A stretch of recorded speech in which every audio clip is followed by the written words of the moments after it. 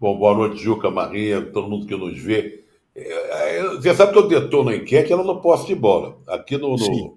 no nosso cartão É, vermelho, eu tomo mais cuidado, bato palma, faço uma média e tal. E quando eu vi antes do programa qual era a enquete, eu já tinha uma opinião. A minha opinião veio logo. Os dois. Os dois. Agora tem que considerar o seguinte, Juca. Não são quatro vagas, não. São duas são vagas. três. Não, são É, duas. o esporte já foi, né? Esporte e juventude já eram. Não é isso? Não, juventude Então, não, Juventude Trajano. não. não, mas eu já estou Tá, incluindo. Já estou incluindo. tá. O esporte, claro. O esporte, eu acho que a imagem do esporte é aquela cobrança de pênalti do Lucas Lima, né? Que vai bater o pênalti, escorrega e Ricardo. chuta a bola lá Não, é. na arquibancada. É um drama atrás do outro. Você falou aí que o pessoal assiste o nosso programa do início até o fim, é isso? Isso. Não tem nada a ver, mas não adianta eu ter que falar. Me lembrou no meu tempo de colégio, passou um filme famoso chamado Canhões de Navarone. Filme Sim, famoso. sim. Um filme... E a gente no colégio, brincadeira de jovem idiota, a gente imitava um narrador português que gravava chamadas nos cinemas, a voz dele. Então eu imitava ele. E o ator principal era o Anthony Quinn. Isso. Então, gente, não percam Canhões de Navarone, com Anthony Quinn, que trabalha do início até o fim. Tem hora de besteira que eu estou começando o programa de hoje, mas eu não resisti. Não resisti.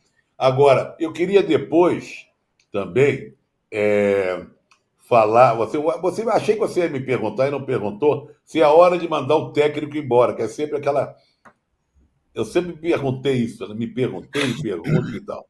Mas nesse caso, que teve choro do presidente do clube, choro do técnico que foi embora, era o caso. Depois a gente fala mais disso. Você está falando do Vojvoda, evidentemente. Exatamente.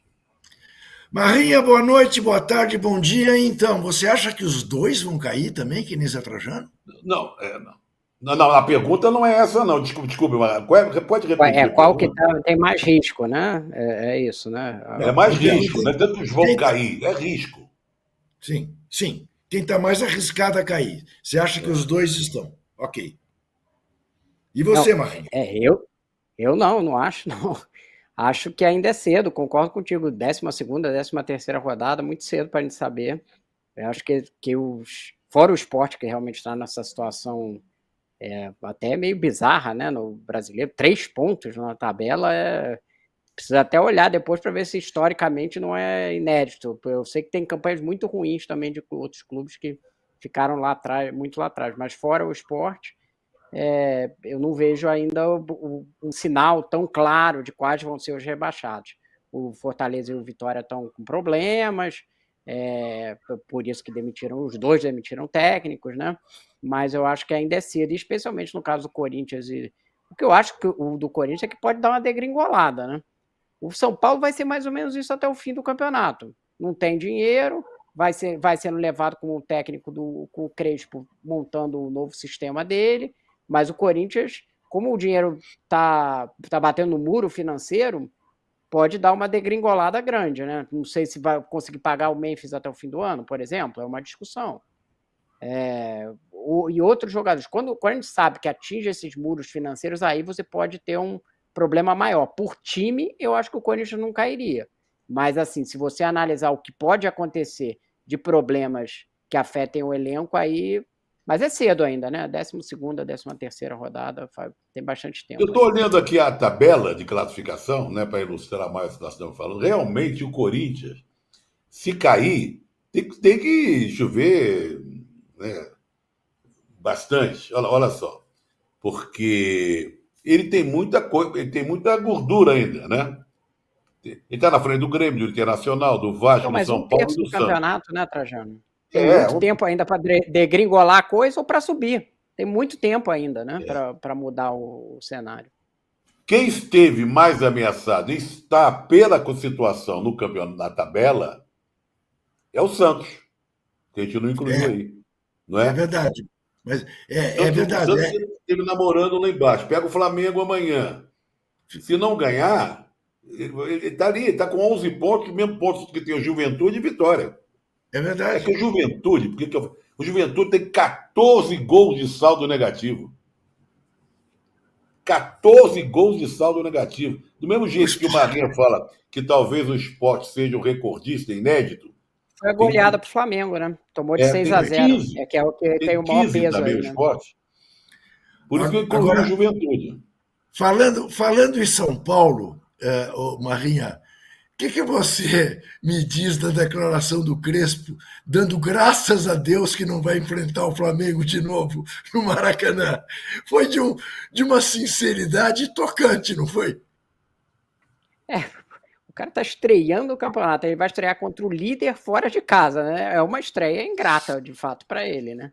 E aí foi atropelado, né? Foi completamente atropelado. No primeiro tempo não deu nenhum jogo, o São Paulo não conseguia sair das cordas. Não. São Paulo não chutou a bola no gol. Exatamente. Inclusive, coloca essa questão que fala assim: quando você pega um time mais forte, fecha a casinha e tal. O São Paulo, cheio de volante, estava tentando jogar ali atrás e ficou sufocado. Nem sempre esse esquema de ficar jogando lá atrás é eficiente para jogar contra um time superior. Né? Eu tive essa impressão e depois, para não falar bobagem, revi para confirmar se eu estava correto ou não na minha impressão. O São Paulo entrou na área do Flamengo pela primeira vez aos 18 minutos do primeiro tempo. Passou da intermediária pela primeira vez aos 15. É um negócio maluco, maluco você pensar.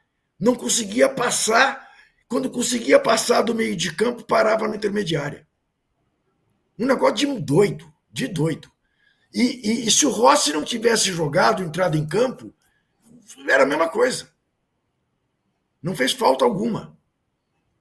E vi um Bom, jogo também que havia aquela expectativa, né? Do time voltando no Mundial, como é que isso, seria, isso, como é que ia isso, se comportar, e o outro que teve um tempo para treinar, né? isso, Ficou aqui isso. treinando e tal, apesar com alguns jogadores aí machucados, como sempre, mas havia essa expectativa, um time que teve tempo para treinar e o outro está voltando no Mundial. Como é que vai ser esse encontro? Maracanã lotado, líder do campeonato, a coisa foi feia.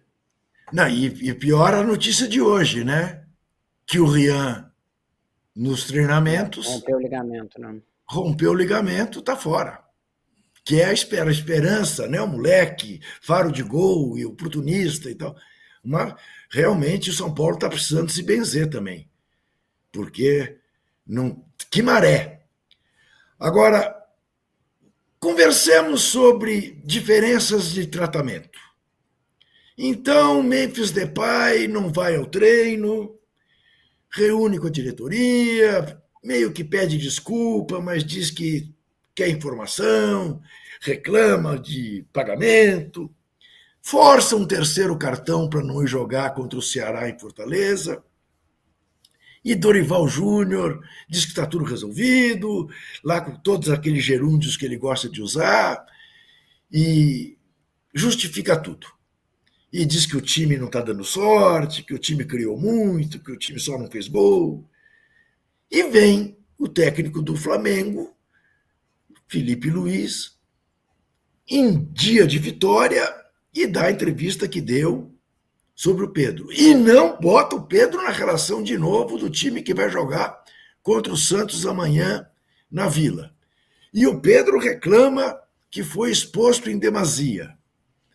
E o Flamengo está atrás de um atacante do Milan. Ô, Marrinha, você quer nos contar que turbulência é essa na Gávea?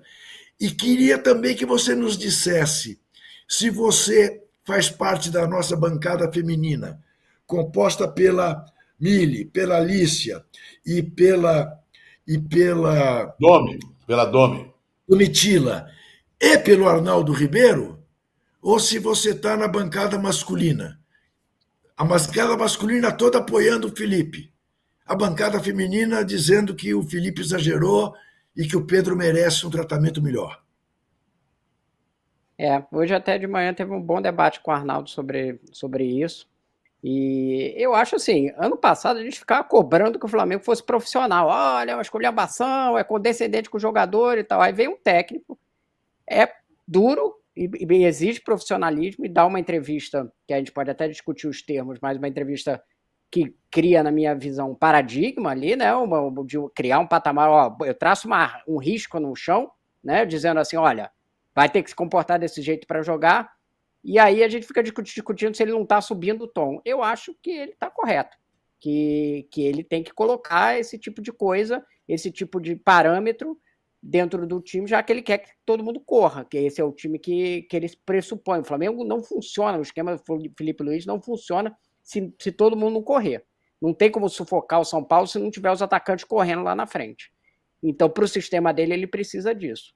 E ele precisa de dedicação. E o Felipe tem um exemplo da carreira dele, né? Ele era um cara que nunca deixou de correr, né? Até, inclusive, quando já estava com a idade mais avançada, sempre foi um exemplo de profissionalismo. Eu acho que ele está traçando uma coisa nova no Brasil, que a gente já viu de técnicos de fora, e a gente pode discutir aqui o linguajar, mas no cerne da questão eu estou com ele, acho que ele foi correto. E em relação ao Dorival é o exemplo do status quo, né, do que sempre foi feito no futebol brasileiro, que é o tratamento, digamos assim, de conciliação. O Brasil é um país conciliador, né, Juca? Ele, quando chega... Daqui a pouco aí não estou querendo anistia até para golpista, é isso, né? Acontecem problemas e o país vai sempre tentando falar assim, não, peraí, a turma não deixa disso, e tenta não resolver com medidas duras. Eu acho, embora um assunto não tenha nada a ver com o outro, que talvez o Brasil precise mais de digamos assim, um pragmatismo britânico, talvez, anglo-saxão, que tem bastante esse pensamento, de alguns outros países, não é só anglo-saxão, não, de tratar as coisas de uma forma mais direta e sem ficar essa acomodação, entendeu? E a questão do Memphis, né, que você fez uma comparação, tem uma outra questão, né? O Flamengo cumpre todos os seus compromissos com o Pedro e com o Felipe Luiz, paga todo mundo em dia, né? Quando você não paga em dia, você perde um pouco de autoridade para cobrar que o cara esteja lá todo dia, que ele se apresente, que ele corra. O Memphis... Aí ele acha que já que não tem uma grande organização, ele já toma um cartão para não viajar, né? Como o próprio... Foi o Casagrande que observou isso, né? Que ele tomava muito cartão em jogos, quando ia ter viagens longas, ele tomava cartões que o suspendiam para os jogos seguintes, né?